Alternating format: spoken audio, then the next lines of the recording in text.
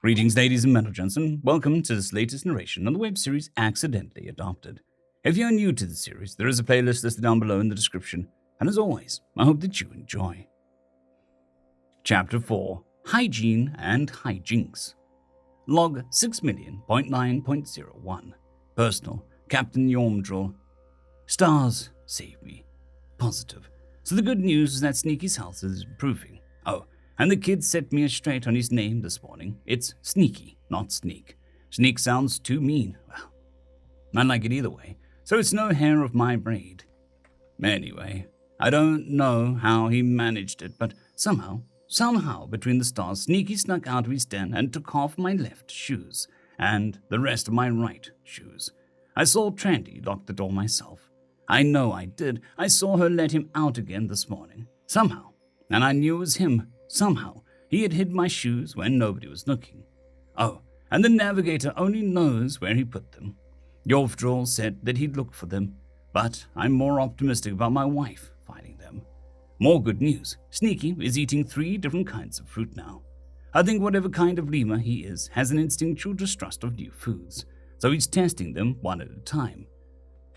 Or maybe he examines them somehow. At any rate, he won't touch the Zilms, the Morals, or the Voonberries. I think the last one is pretty obvious as to why, but the other 2 are mysteries. I went to work in mismatched shoes. Yormdril is a rotten Voonberry. Anyway, so I had 4 hours of doing the very important task of breathing on the bridge.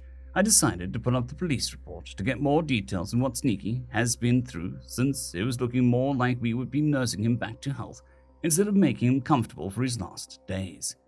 I made a mistake. Sweetie, I know you're reading this. Please skip the video. Embedded hollow video. The video is very obviously shot completely and cut together with skill from the very first frame. On the left was Sneaky to Yormdril, Greg to us, dressed in tattered rags, hunched over in a crudely small cage, while on the right there was what can be described as a moose with scales and double the legs in a similarly cruel confinement. One of the googly-eyed gecko people, that Yormdril recognized as the Ultiat, was in the center, speaking in his native language. Helpfully, it was translated for our stoic, blue four-armed captain, so he could understand as it announced, "Welcome back to Death in the Pit. Back by popular demand is the beast from beyond the Movian Gulf." The criminals gestured to Greg with a thunderous cheering, much of it coming from over-net links.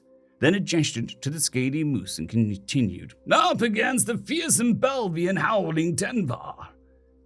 While it's one thing to know that crimes happen, it's another to actually see them in progress. Even so, to his credit, Yormdril didn't flinch away from the horrors as he watched a creature that he was harboring a growing affection for, prodded with stun batons until he collapsed, then injected with some substance that was unlikely to be for his benefit. The actions were repeated on the fearsome Belvian howling Tenvar, and they both had swift and severe reactions. The hollow showed a close-up of Greg's eyes to better show off his pupils dilating and contracting as the drug took hold.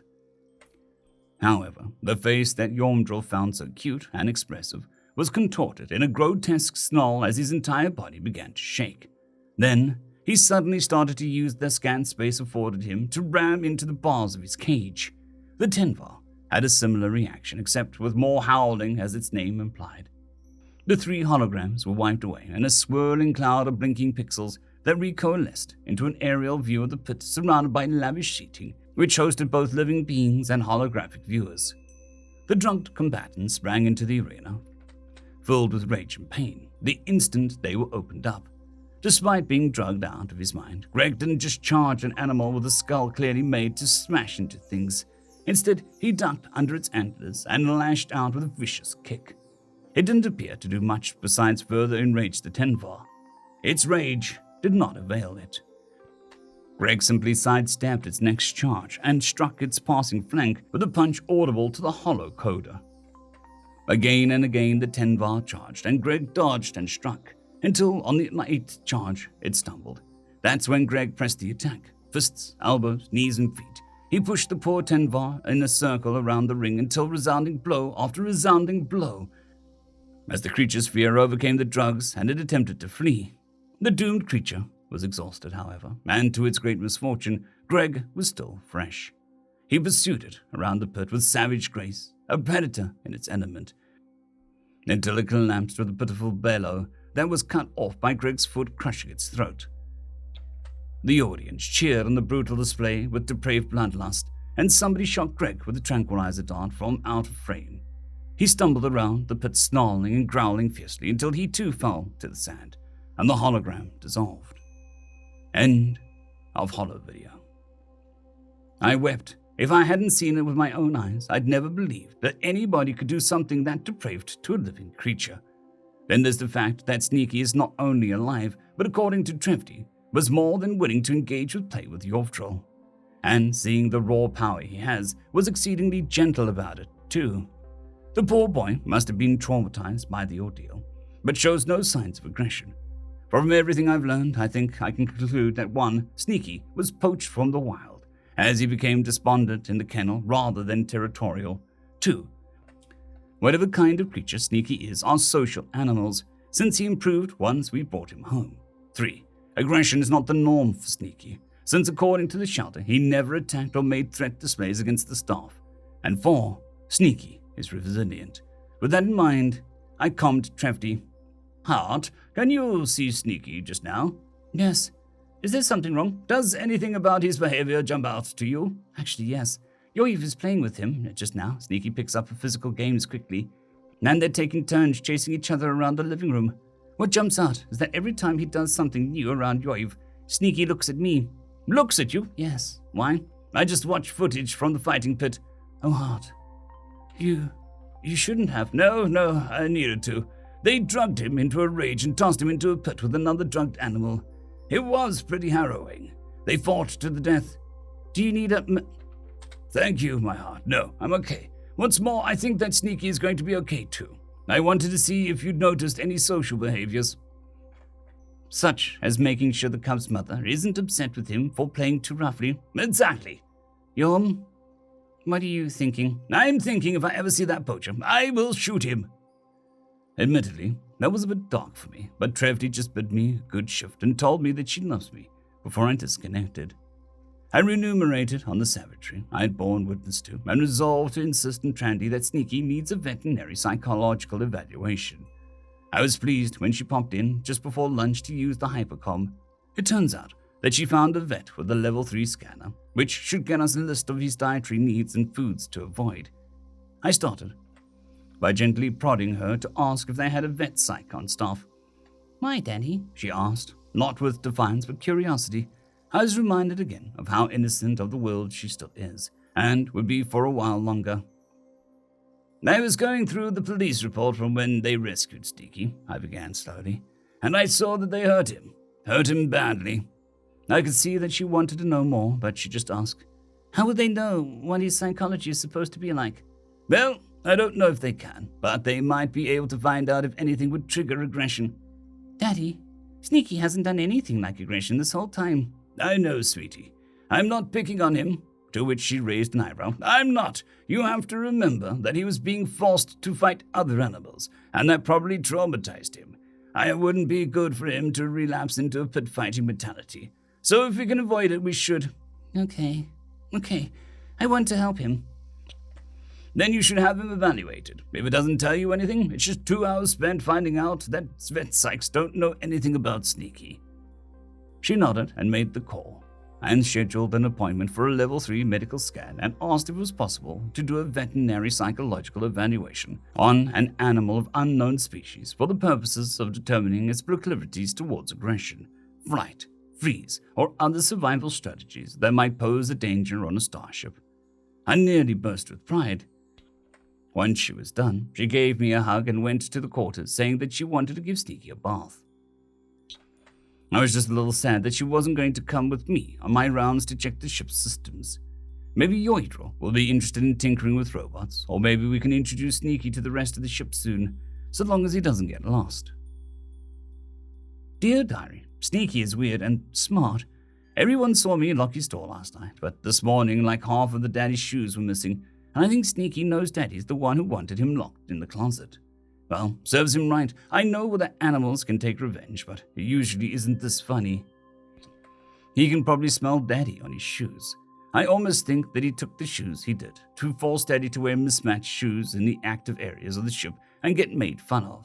That can't be right, since Sneaky hasn't met Uncle Yumdril yet, so he couldn't know about him.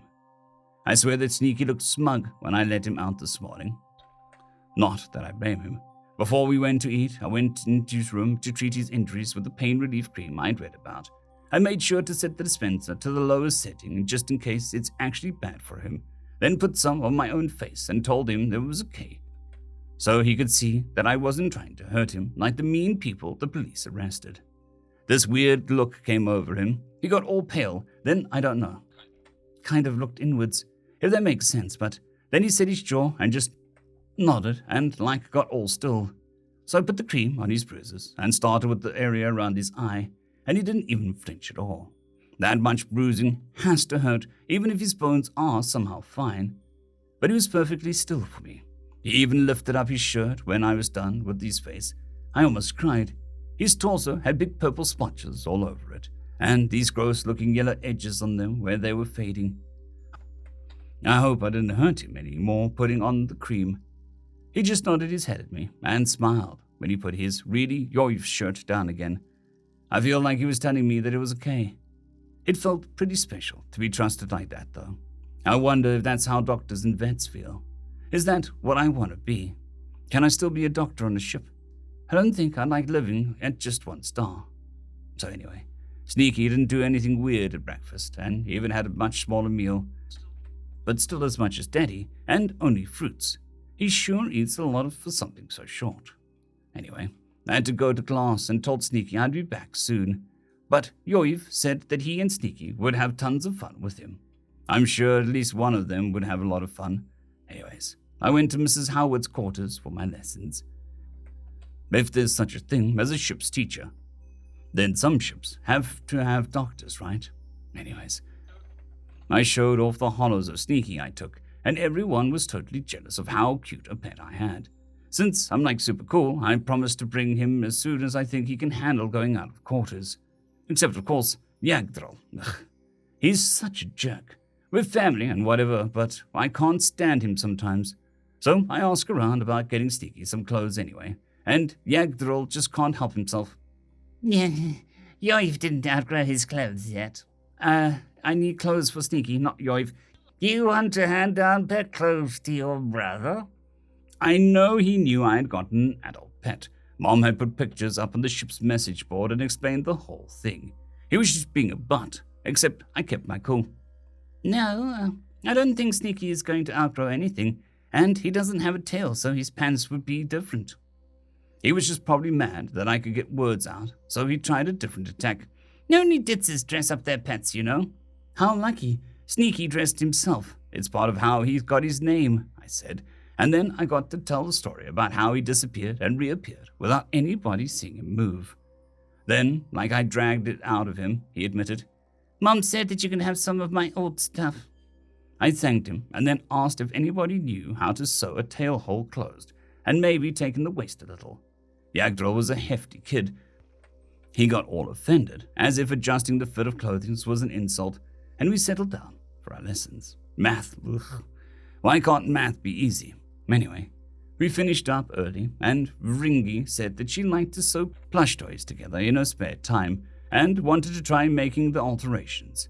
I said that she should come back to our quarters with me tomorrow, and if Sneaky likes her, we can start right away. Also, I mentioned that Yoiv loves plush toys, and that made her smile. Then I hurried to the bridge to see if Daddy would let me use the hypercom to call ahead to the station to get a level 3 scan done. It was no problem, and Daddy even said that we should have a vet psych evaluate Sneaky. At first I thought Daddy was picking on him, but then he explained that the bad people hurt him in a way that might have left behind triggers, so that if he gets scared, he might lash out in fear without meaning to. I don't exactly like the idea of trying to scare him to see if he gets scared and attacks, though. It seems mean to me.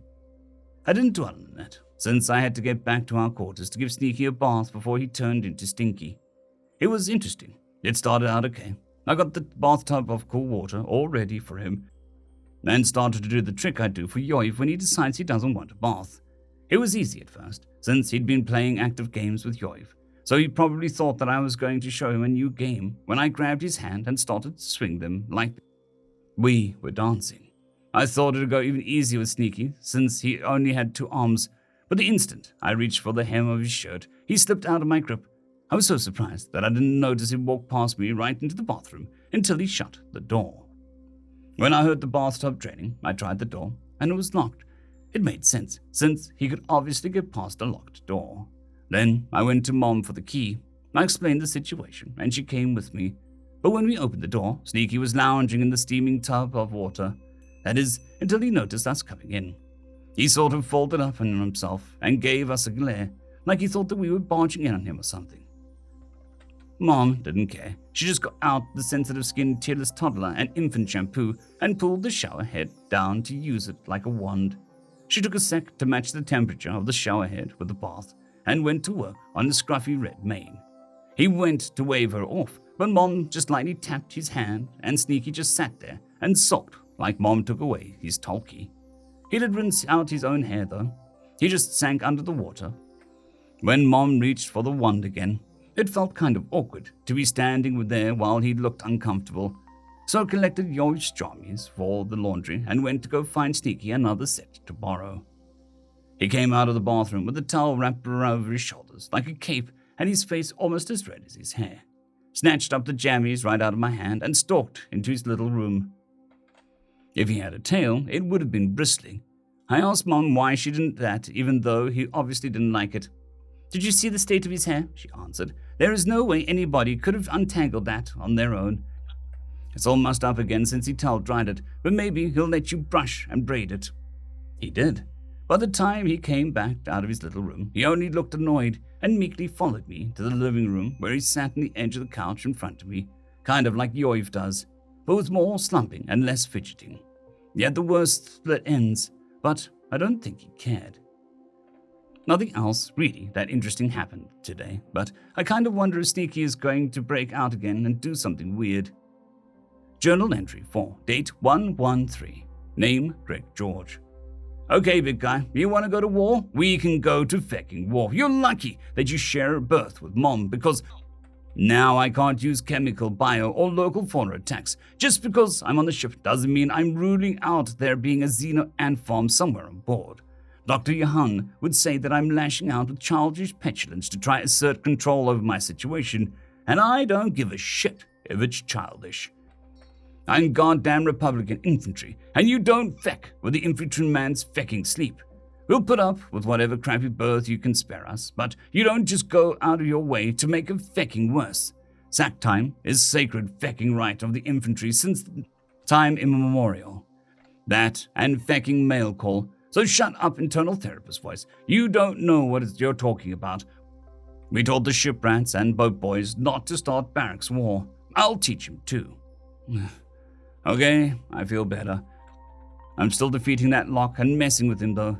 No joke, Mission Impossible theme played in my head, the old version. 2D played on real instruments.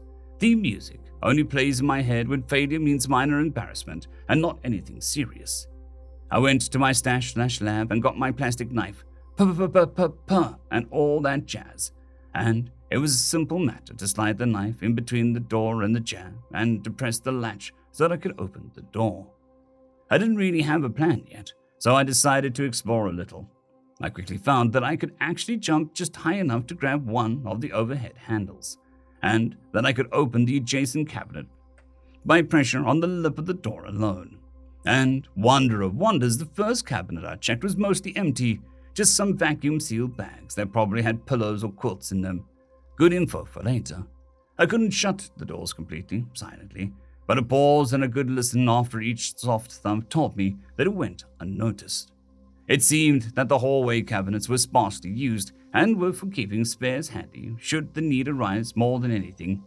Just things like bed liners and pillows though, no spare coats or jumpsuits that I could tell. Good for sneaking. The overhead in the dining area was almost completely unused. Just some random containers wanting a lid or lids wanting a container. each held onto for the scant hope of finding its mate rather than tossing it into the recycler. Well, that gave me an idea. I left the door open and dropped down to the deck. I crept into the master bedroom. The dad snores. Loudly. Good to know. Also, he had like 10 pairs of shoes and boots. Well, I took 5 lefts and 5 rights, so he technically has 5 pairs of shoes. It just so happened that none of them would match in the future. I stashed them in the unused cabinet and padded my way back to my berth for some sack time. I made sure to patiently wait for Lucy to let me out my cabin so nobody could have convinced themselves that they simply forgot to lock the door. Then hilarity ensued. The dad went around in circles looking for his missing shoes for about half an hour before he dejectedly put on one work boot and one athletic-looking shoe. This can all end tonight, buddy. Nobody else got pranked, just you. You know why. Deep down, you know. So while the dad was trying to decide whether he'd gone bonkers, Lucy came into my berth with a weird tube-looking thing. She pushed a button, and this sort of light blue cream came out. She rubbed it on her cheek, just under her eye, in a way that I could clearly see every step. You're trying to show me that you're not going to hurt me. Just because it's safe for you doesn't mean that it's safe for me, though. So I had to think about letting that tube get close to me. Then I realized that she was repeating the same sound groupings to me in a soothing tone. Was she trying to name me?